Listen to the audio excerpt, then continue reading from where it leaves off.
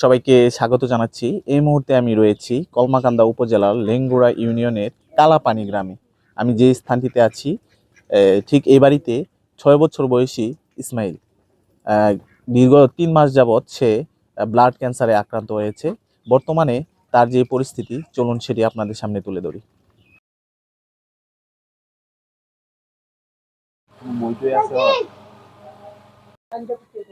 এই ছেলেটা হলো অসুস্থ, আজকে 2-3 মাস ধরে অসুস্থ।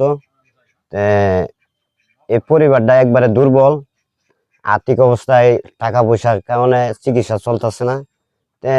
আমাদের ব্যারিস্টার কায়সার কামালের বাড়ির কাছে আকুল আবেদন জানাই যে শিশু চিকিৎসা বাবদ যেহেতু অনেক করে আইছে, আমাদের ডেপুটি স্পিকার যদি এটা চিকিৎসা করে আমাদের জন্য, এই এলাকাবাসীর জন্য সবথেকে মঙ্গল হয় আর কি।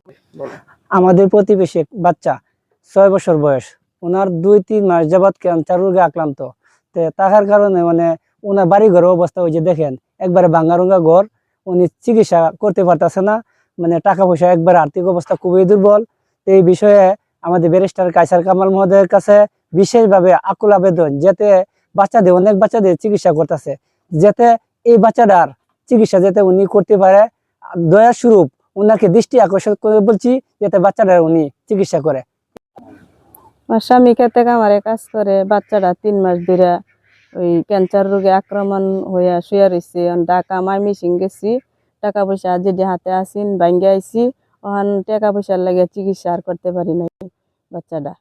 ভাই আমি কাজ কাম করে খাই। আমার এই সন্তানটা 3 মাস যাবৎ ক্যান্সার রোগে আক্রান্ত হয়ে রয়েছে। ময়মনসিংহ ঢাকা ভাই অনেক চিকিৎসা করছি ভাই, যে অনেক কাগজপত্রগুলো দেখছেন, টাকার অভাবে চিকিৎসা করাতে পারছি না। সরকারের কাছে, ডেপুটি স্পিকার সাহেবের কাছে আমরা আকুল আবেদন, এই সন্তানদেরকে একটু দৃষ্টি শূন্যতারা একটু দেখে।